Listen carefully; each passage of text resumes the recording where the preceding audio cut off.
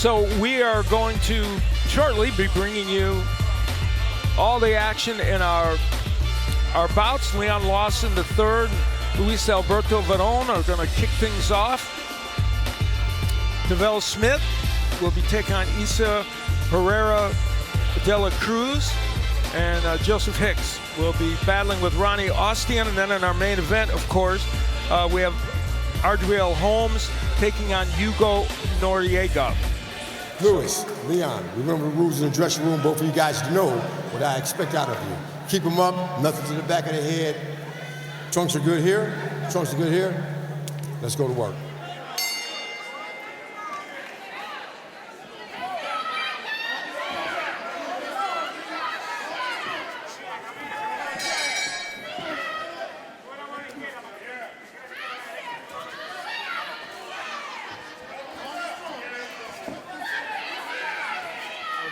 Leon Lawson III, for that 17 months, he had a layoff previously in his career, so he wants to stay active.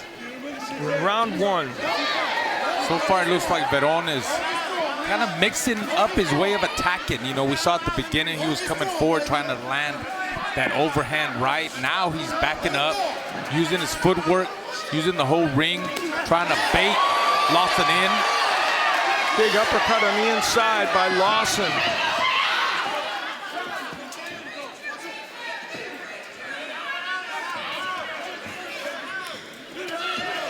Oh, but look at Veron coming back. He's a tough guy, and as we said, he's hard to get out of there, and he will attack.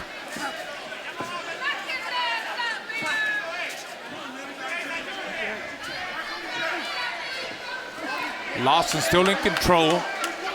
He has never found a way, though, yet, Raul, to work the distance yet on Leon Lawson and get inside. And the final seconds here in round number two.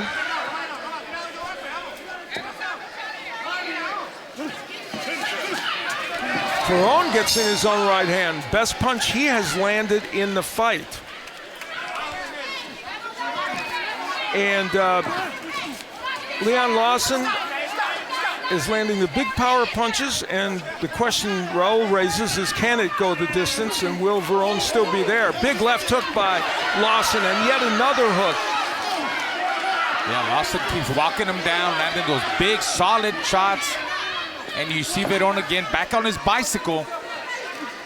Leon Lawson, who has been boxing since he was a boy and decided for 17 months was really him just kind of taking time off to recharge himself, and we see tonight he's coming back very well. Veron mentioned the 32-year-old from Buenos Aires trying to get a win to ignite his career. Oh my, a big right hand by Lawson.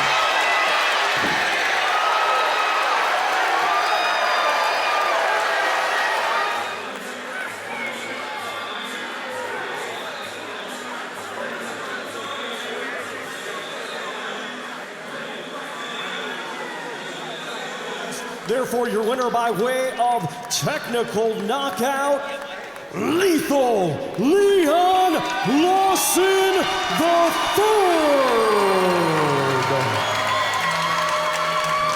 All right, you gentlemen received your instructions in the dressing room. Ya recibieron mis instrucciones. La línea de cinturón está bien en la mitad de las letras. The belt line is good right here where it is, okay?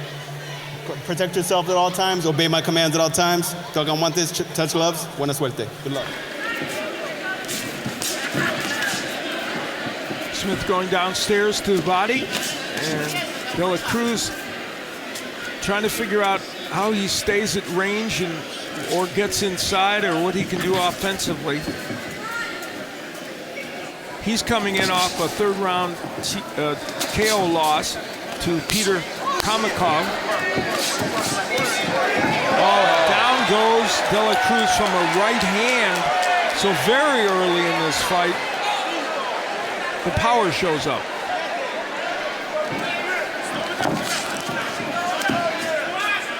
And Smith looking to press his advantage, but being very patient in the process and throwing those lead right hands. There's another one. So that one De La Cruz took fairly well. Yeah, De La Cruz giving him an easy target, as you see. Noriega has not been able to get much done offensively at all. And DeVell Smith gripping those right hands. And here in round 2, it's looking just like the first round. And this fight will reach the halfway mark. Well, maybe not. A right hand, is that called a knockdown? It is, in fact.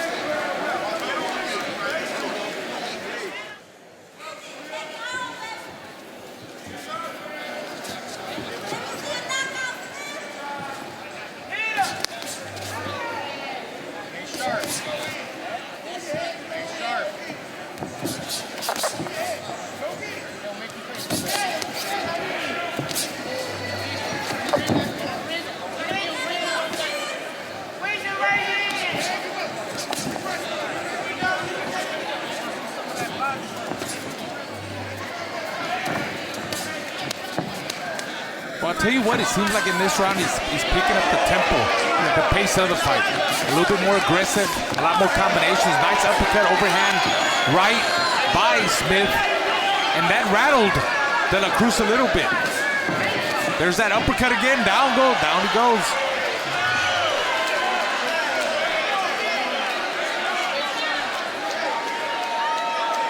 I don't know if he wants to get up, huh?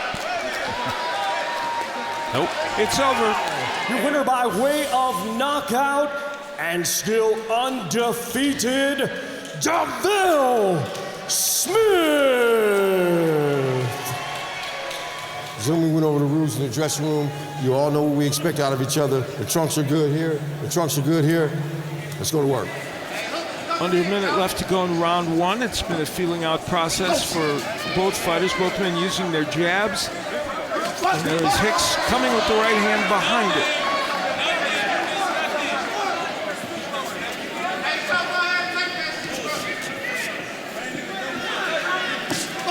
Ostian using his own jab. He feels like his boxing skills can keep him right in this fight.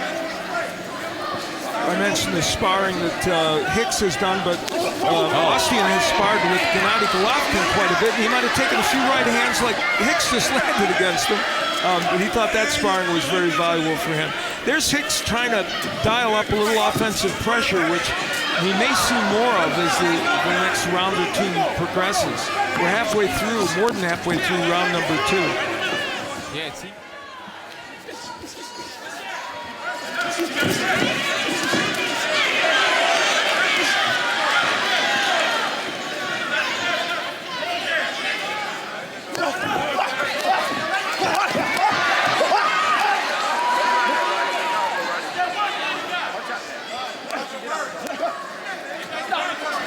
Gerard Wright does separate them.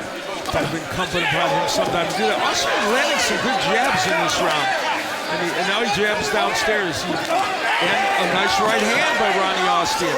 Nothing that I think shook Hicks, but certainly something that landed. So he's showing some signs of offense here in round number 5, and that is certainly required. maybe his second round that he won in my unofficial. I mean, I really haven't been keeping score, but if anything, maybe he won another round, maybe this round. Here comes Hicks now, power punching his way at the end of this round, maybe trying to steal this round if he can. And there's the awkward work on the inside that we've seen a lot of in this fight. Hicks now throwing that uppercut, which he's throwing. The right hand has not been straight enough to land for Joseph Hicks. He just hasn't been able to, it's been curling around, and part of that is Ostian's defense as well. Fight getting a little bit sloppy at the end, and of course, because of Ostian's holding and not allowing Hicks to throw his power shots and his combinations. And Joseph, he's trying. Look at the way he's lunging now. And Joseph Hicks has thrown that right hand very wide in this fight. So this fight will go the distance. Not a shock, but one of the things that maybe was a little surprising was that it was tougher for Hicks to get his offense going. Ronnie Ostian didn't show much offense at all. Either way, this will go the distance, and it will be in the judges' hands. And it appears to us Joseph Hicks may have done enough to win the fight. Well, now, with only about 10 seconds left, we're going to fix the gloves. Should have just let him go, Al. I mean, got 10 seconds left. And the tape is loose again. That might be one of the major stories in this fight, that they couldn't get that fixed. That was a long 10 seconds. It was a long 10 seconds. By unanimous decision, Joseph Shug Hicks. Ardreal Holmes and Hugo Noriega. The older fighter, of course, is Noriega, as we know. Both the other numbers very similar. Interestingly, Noriega has a reach advantage in this fight. You guys received my instructions in the dressing room, so you know what I expect. A good, clean championship fight. La línea de cinturón está bien en medio de las letras. Belt line is good right at the top of the letters here, okay? Obey my commands, protect yourselves at all times, touch gloves, God bless you both.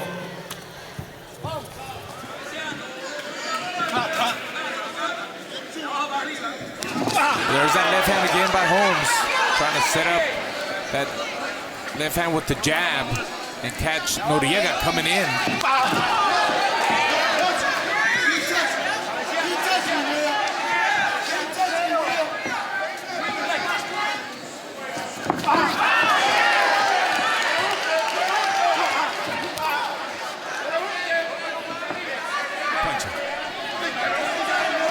Under a minute left to go here in round number 4.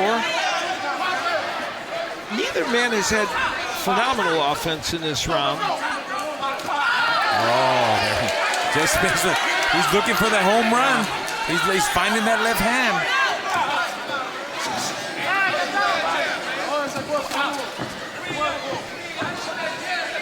And Holmes continues to work with the jab. He has a good jab. And, you know, there's the good right hook to the body. For a pure boxer, although he would call himself a boxer puncher, which he wants to be, Ardreal Holmes is a very good body puncher. The jab has been an effective weapon here in this round for Holmes. And then there he comes with the straight left. And I would think, based on how many jabs he's now starting to land, we're going to see that straight left follow it more often. Some bravado from Noriega, but it's frustrating for him, especially in this round. He's got to be very frustrated. The hand speed difference for Ardreal Holmes has been huge. There's the right hook again as he continues to unlimber the jab. We've seen more volume from Holmes in the last couple of rounds. Oh my, well that was the best left hand that we've seen in this fight, and Noriega took it pretty well, even though it pushed him backwards. That kind of looked like the punch that knocked down Harrington.